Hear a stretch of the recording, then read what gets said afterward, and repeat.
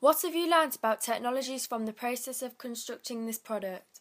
Throughout the process of constructing my magazine, I have learnt how to use Photoshop. I feel that Photoshop has been very beneficial for my magazine because it enabled me to edit certain aspects of it to make it look more professional and realistic. For example, the opacity tool was very beneficial to me as it meant I could adjust images and at the same time keep them looking realistic. The magnetic lasso tool was very helpful when it came to cutting out images.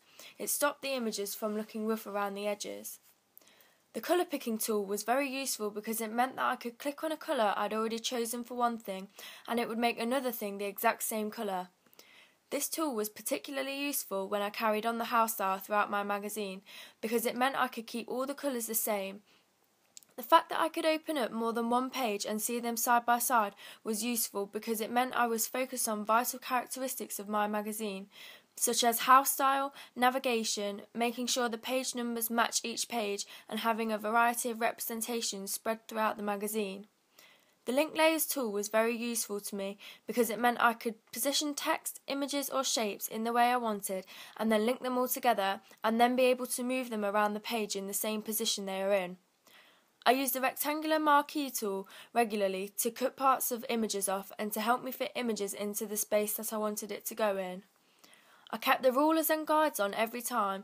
This was very helpful because I could make sure I was spacing things such as images and body text equally. I kept the snap off, which meant when I moved text, shapes or images, they wouldn't latch onto anything else on the page. This meant that I could choose exactly where I wanted to put things with no restrictions. Throughout this process, I have also learnt how to use the Apple Macs. They have been extremely helpful when constructing my magazine because I could use keyboard shortcuts and select what I wanted to screenshot to show my progress.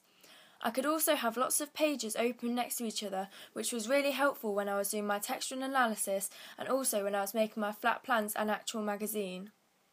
I've also learnt how to use WordPress.